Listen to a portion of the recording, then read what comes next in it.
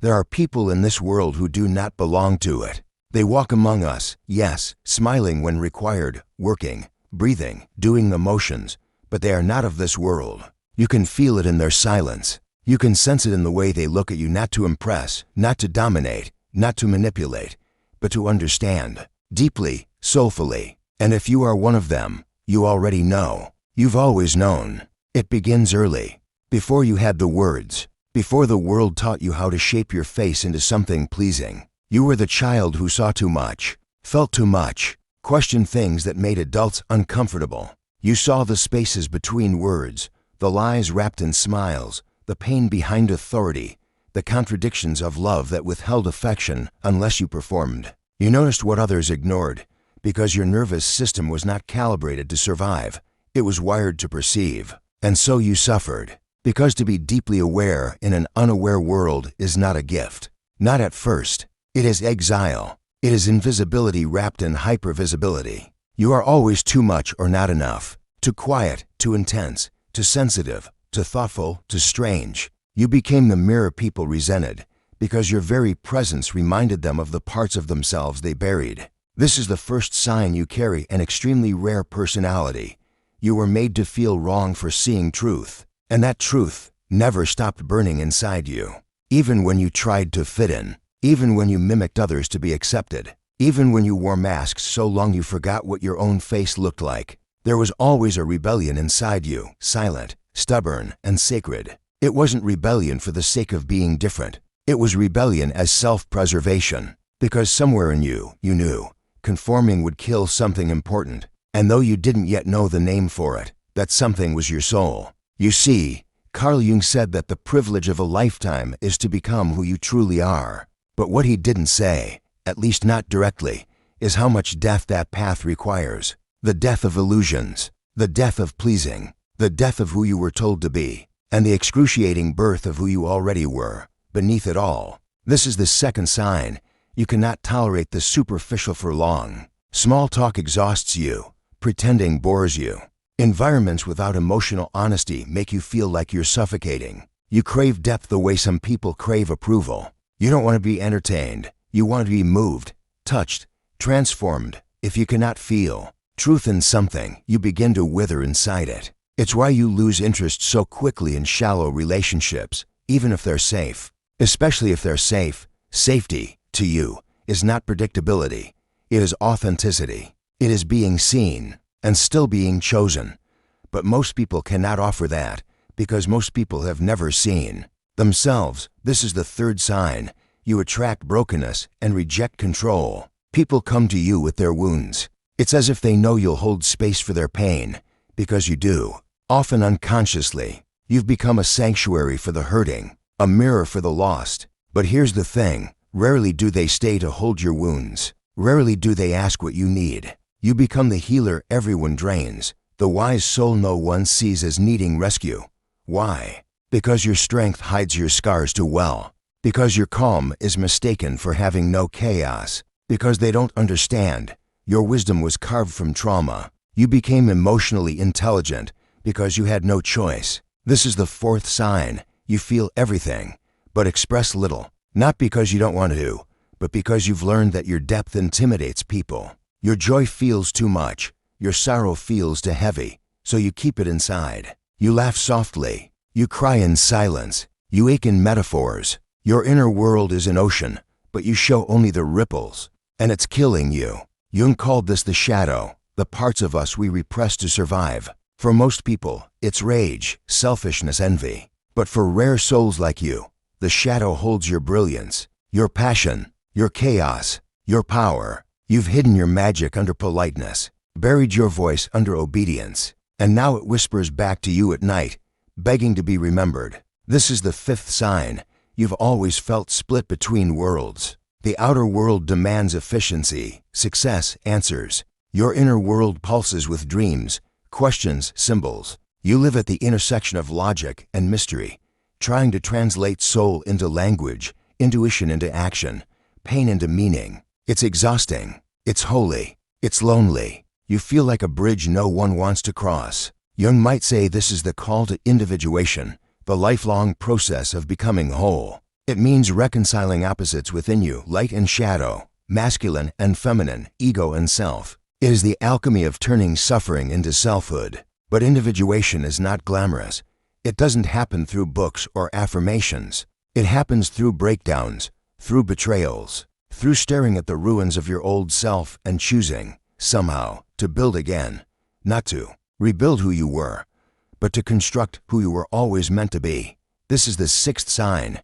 You experience time differently. Moments stretch. People move too fast. You dwell in the past, sense the future, feel things before they happen. You don't live in linear time. You live in soul time, where a glance can say what 100 conversations cannot, where you understand things you've never been taught, where you grieve for lives you never lived, but somehow remember. It's not delusion. It's sensitivity. It's a connection to the unconscious, Jung's vast ocean of collective memory. And it's a heavy gift to carry, because you're not just feeling your pain. You're feeling humanity's. This is the seventh sign.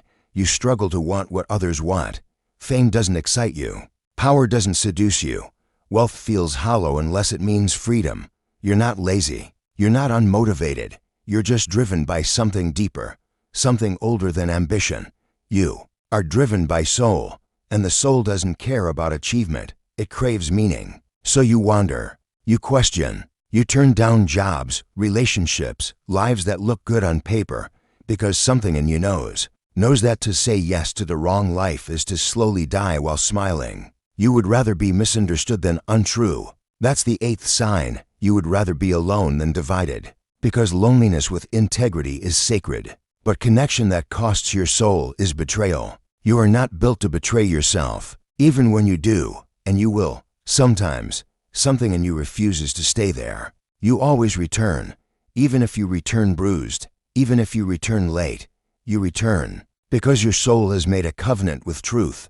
And no matter how far you stray, it will not let you forget who you are. And maybe that's why you've always felt watched, not by others, but by something within. A presence behind your eyes, a silent witness to every choice you make. It doesn't judge, but it never forgets. It's the self, the core of your being that existed before the world shaped you. It is what Jung called the archetype of wholeness. Not perfection, not goodness, but truth, raw, unvarnished, eternal. And it waits for you to remember, for you to stop shrinking, for you to stop apologizing for what makes you different, for you to see that your loneliness is not a punishment, it's a calling. You are not here to fit in. You are here to wake people up. You weren't meant to live at the surface. You were born to dive into the depths and bring back what others are too afraid to find. But diving comes at a cost. You lose illusions. You lose people. You lose the version of you who thought being liked was the same as being loved.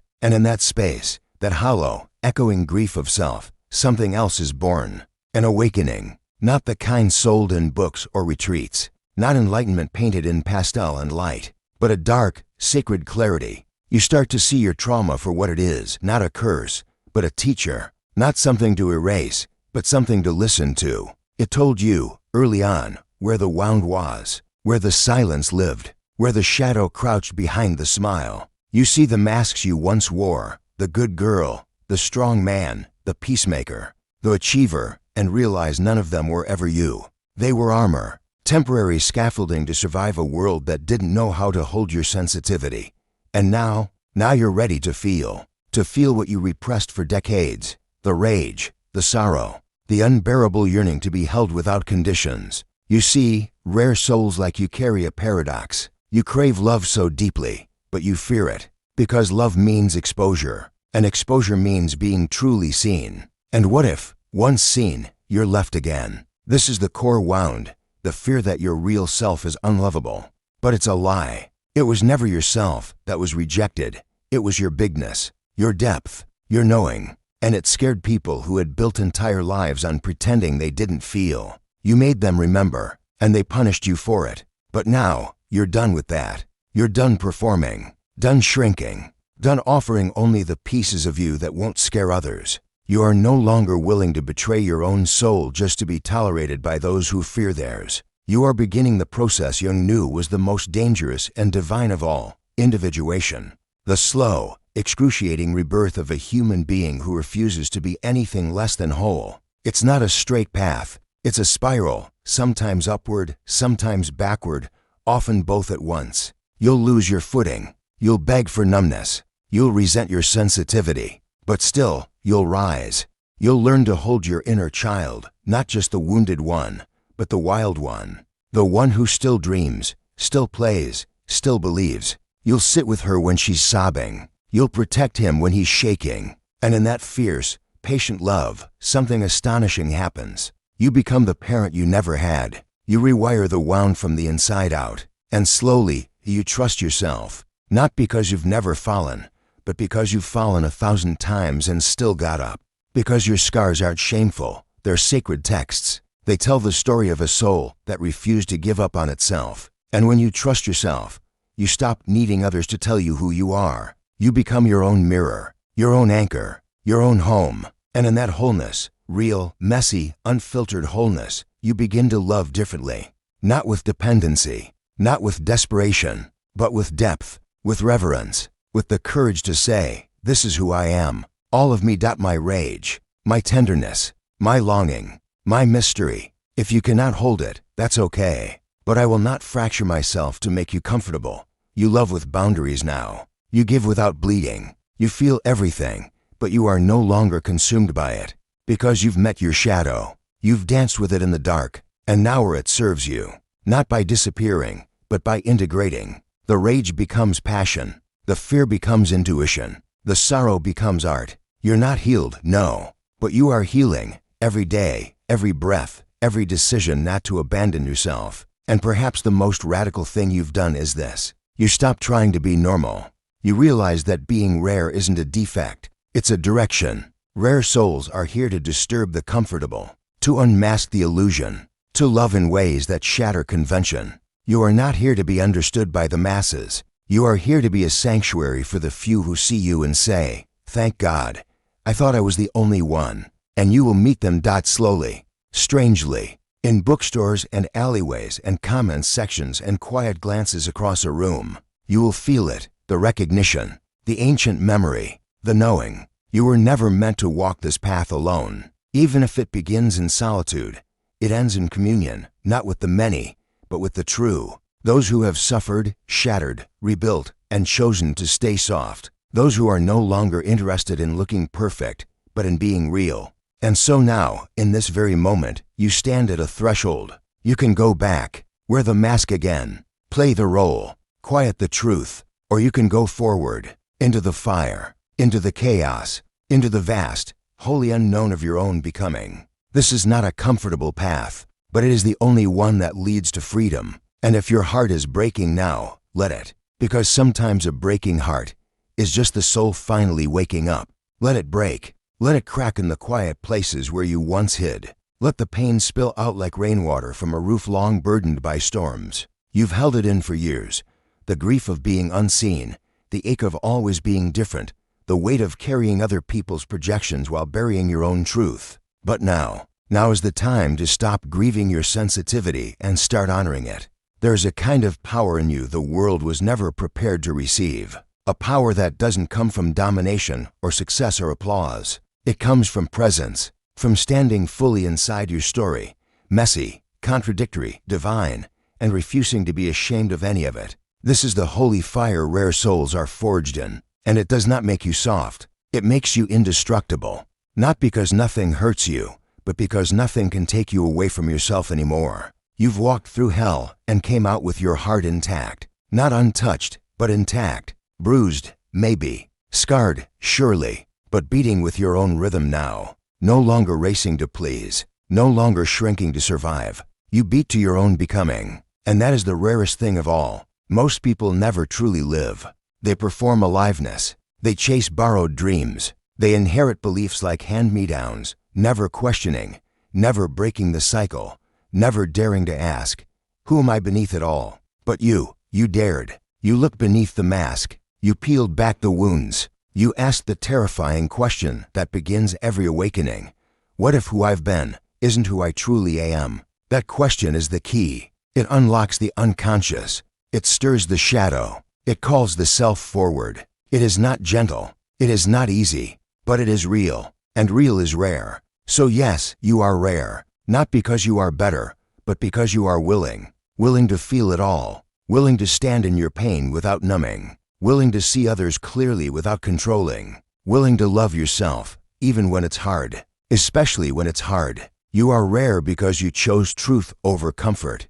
Because you know that beauty isn't found in perfection, but in wholeness, in the cracked places, the tender places, the trembling yes after 1,000 protective no's. You are rare because you stopped asking for permission to be who you are, and you stopped trying to fix what was never broken, only buried. You stopped searching for someone to complete you and became someone who remembers your own completeness. And now, in this moment, the rarest part of you is emerging. Not your mind, not your talent, not your looks, but your soul. The soul that survived abandonment and still believes in love. The soul that watched your innocence be taken and still reaches for joy. The soul that was told to disappear and still insists on being seen. The soul that speaks in dreams, in synchronicities, in gut feelings and quiet knowing. The soul that knows who you are, even when you forget, even when the world forgets, even when your reflection lies, even when the past tries to pull you back into versions of yourself you no longer fit inside. You are no longer that small. You are no longer that scared. You are no longer that silent. You are becoming what Jung meant when he spoke of the self, the totality of who you are, conscious and unconscious, light and shadow, human and divine. You are becoming a whole being, and that wholeness, it changes everything. It changes how you walk through the world, not needing to prove, just being. It changes how you love, no longer clinging, just inviting. It changes how you lead, not by control, but by presence. And maybe most of all, it changes how you suffer. Because now, your suffering isn't meaningless. It's initiation. It's the doorway into deeper truth, into greater compassion, into spiritual maturity. It softens you, not into weakness, but into wisdom. You begin to see that every wound was a message. Every betrayal was a redirection. Every moment of abandonment was preparing you to become your own home. And you did. You became the home you never had. You became the love you never received. You became the truth you were always seeking in others. And now, you carry that truth in everything you do.